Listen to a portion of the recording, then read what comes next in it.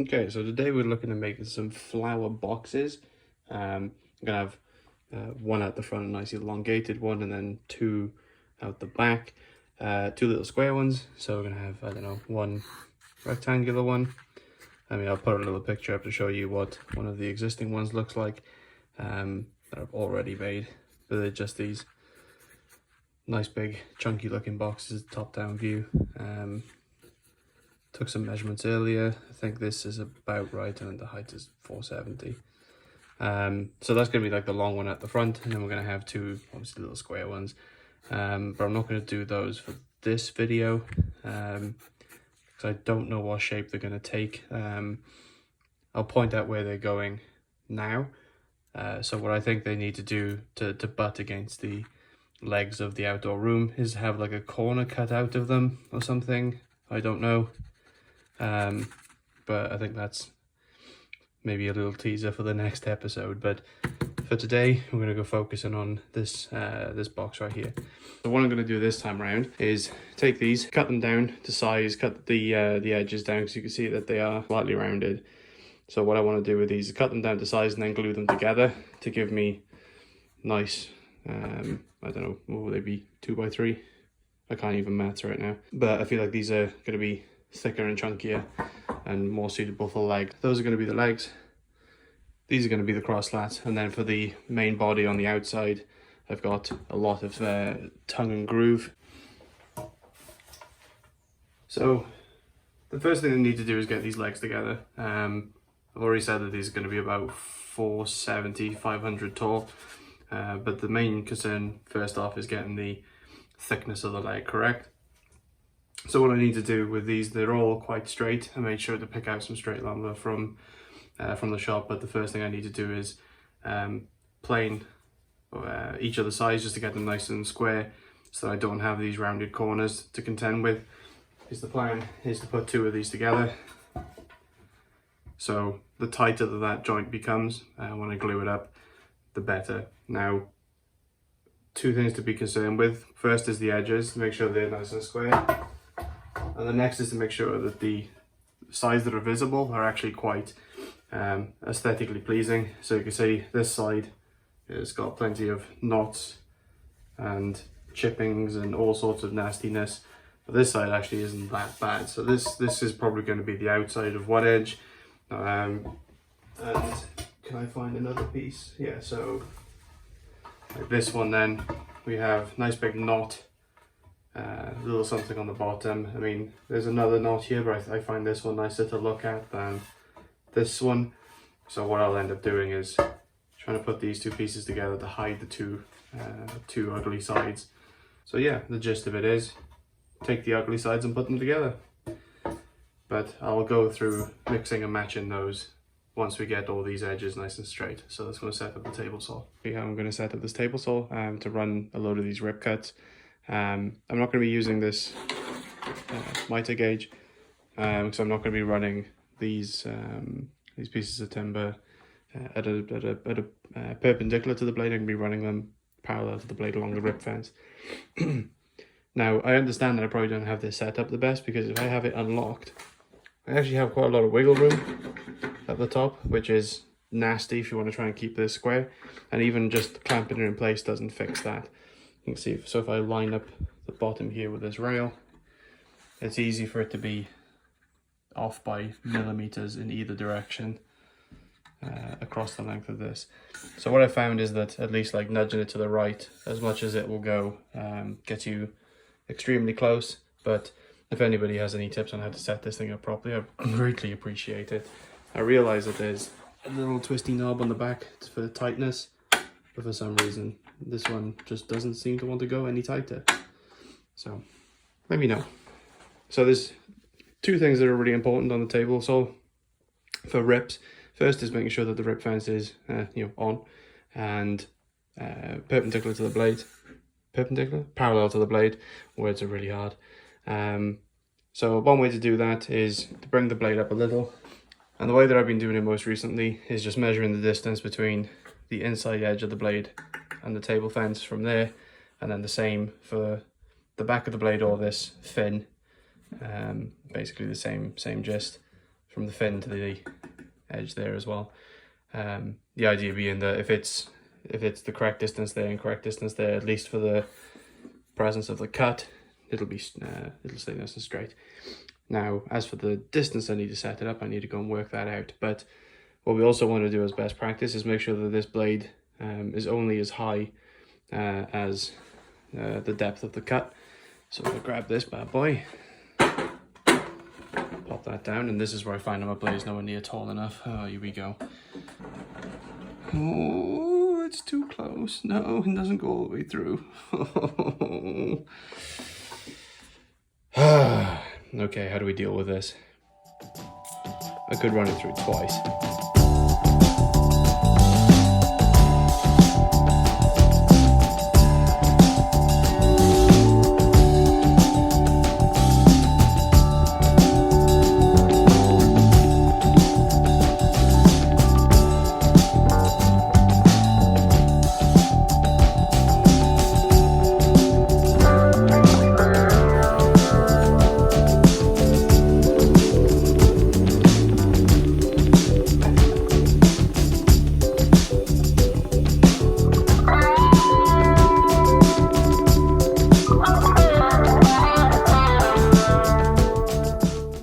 So this particular piece went through really nice and easy. I think the reason for it is that I barely took any material off the top of this. So the lesson learned is that despite them being dimensional lumber, despite them coming from a shop at a certain size, they might not actually be the same.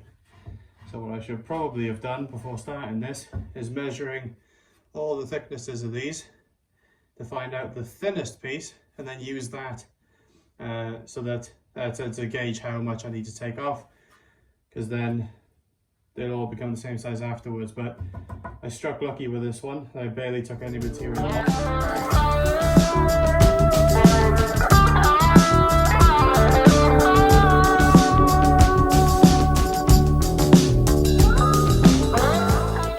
I can't believe I didn't spot this in the shop, but along most of the length of this piece of lumber there seems to be these, I don't know, like little just abrasions all the way through. I mean, I am going to probably end up cutting them out anyway, but this is the kind of thing that you want to be looking out for, along with the straightness of the wood when you're picking up these kind of things. Learn from my mistakes.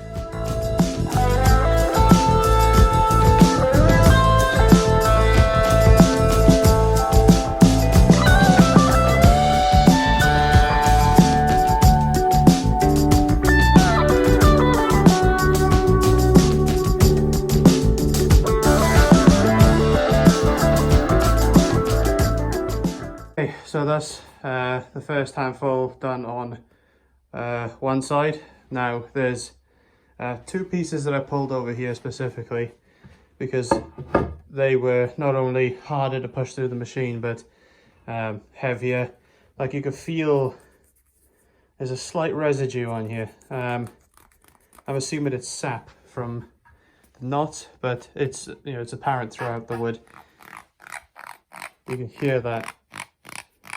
So there's whatever it is about these particular pieces, probably should have spotted in the shop that, yeah, that they're not very good for use right now. The other ones, they went through lovely for the most part. Nice and dry, easily went through the blade, but these ones, very damp, very heavy, very hard to push through the blade. So not even the safest to cut, I don't think, but again, I'll put those to one side for another project, I think.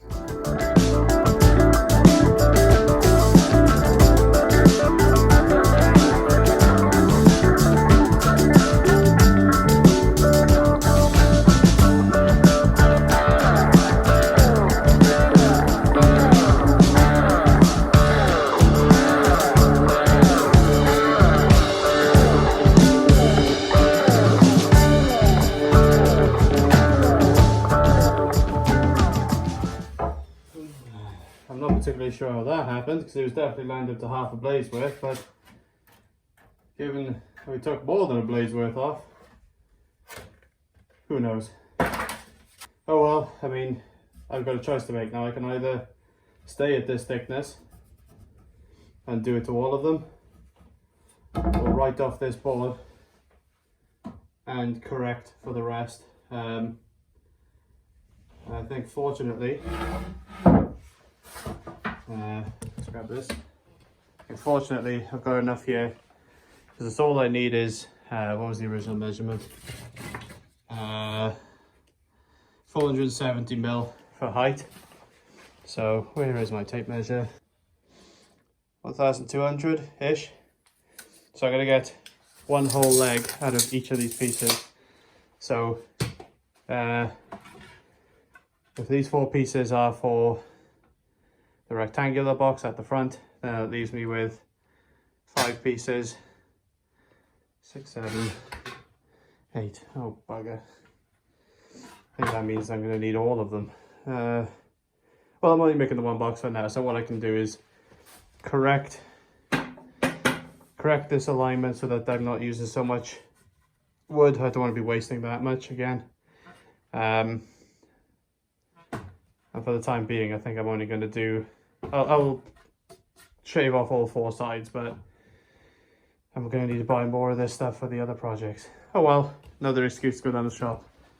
Never harmed anyone.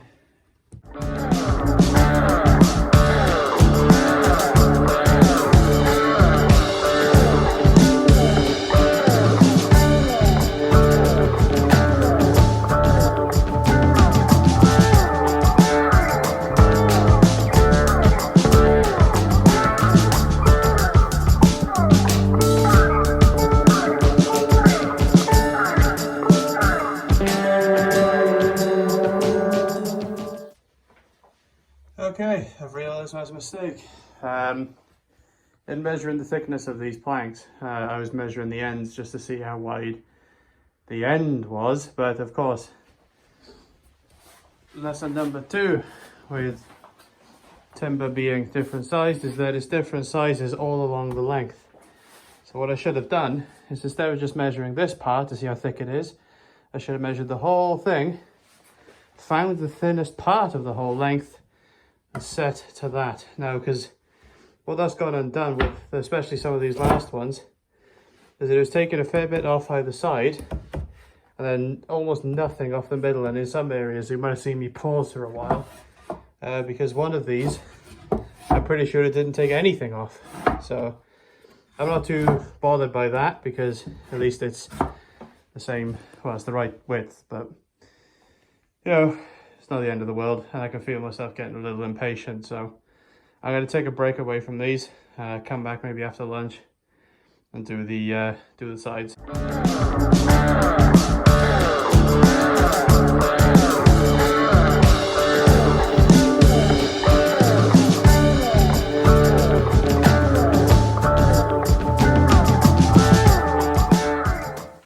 So I did my measurements of these bits of wood, found that the thickest parts are about 90 mil wide and the thinnest parts were down to about 87.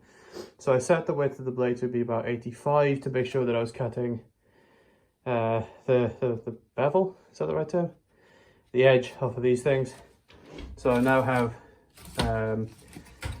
various assortment of slivers off the side of the pine. I don't know what I can use these for, but they do look useful, maybe for prettying up some edges, or maybe I could even chop them into tiny little bookmarks for Etsy, who knows.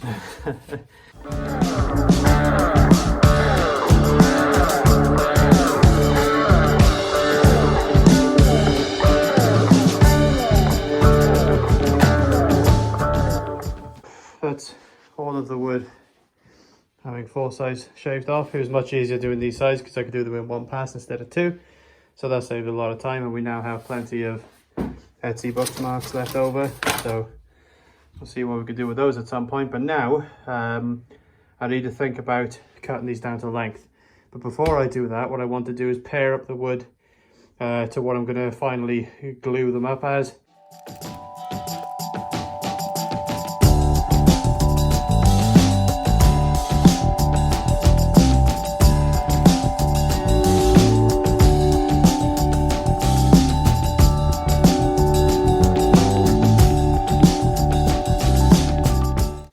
Okay, so I've got 4 pairs enough for 2, 4, 6, 8 legs. So enough to get a rectangular box done and 1 square box done. For the time being, that's all I need is 2 pairs. That'll be enough. So what I'm going to do now, I don't know what I'm going to do next. I'll have to have a think. So the next job is to get them glued and cut to length. But I didn't know which order to do that in until I came over here and realised that, just like I planned, 100%, the height of this piece will just about get done in one pass on the highest setting of my table saw. So what that means is I can actually get these glued together first. So you know, if I find any nice pattern matches, it's going to be easier to glue it together in place and then cut down to length afterwards than it is to, I think, cut these to length with bearing in mind like where these pieces are, because they don't line up on the ends necessarily. So it's going to be easy to glue it, then cut it. And again, fortunately, I think the table saw blade actually comes up high enough to do that in one pass, which is brilliant. Actually, oh, that's more than enough. There you go, yeah. If height's an issue, go with the, the shallower side, I guess. Okay, glue up time then. Them up. Now, I don't have many clamps. This is my clamp collection so far. So I'm not going to be able to do too many of these at a time. Maybe even one pair of boards or one. So just do these 2 for now, and then wait a day, do another one, wait a day, do another one. It's going to be slow, but well, that or go out and buy some more clamps. No, I'll stick with just this set for now. So yeah, now that I've got these 2 decided, as I was going through, I was adding marks to show alignment and side to try and help me decide which one was which. Numbers for pairing, little lines to show where they connect. I tried to draw roughly if there was like a bow in the board. The idea for me that I would prefer there to be a tight fit this side and a tight fit this side, then have to apply pressure in the middle to get it to glue properly. So there's only one place that there's going to be a bit of pull out, versus having 2 areas of pull out, one out here and one out here, if these were bowing the other way. So I think that's the right way to do it anyway.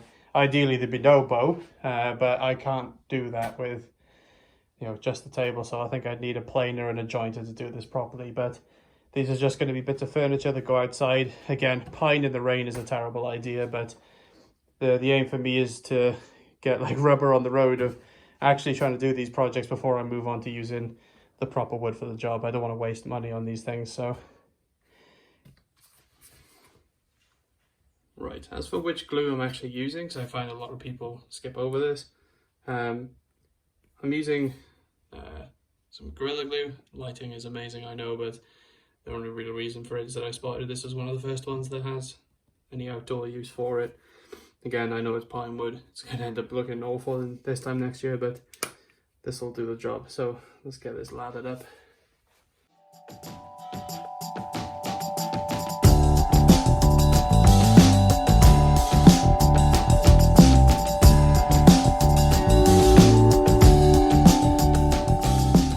I found gluing up to be the hardest part of any project, especially with something this big.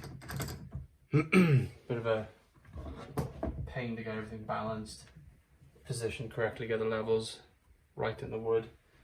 How much pressure do you put on the clamps and all that kind of good stuff.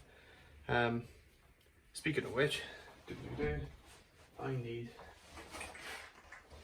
something to take the pressure off those clamps. Oh, I know.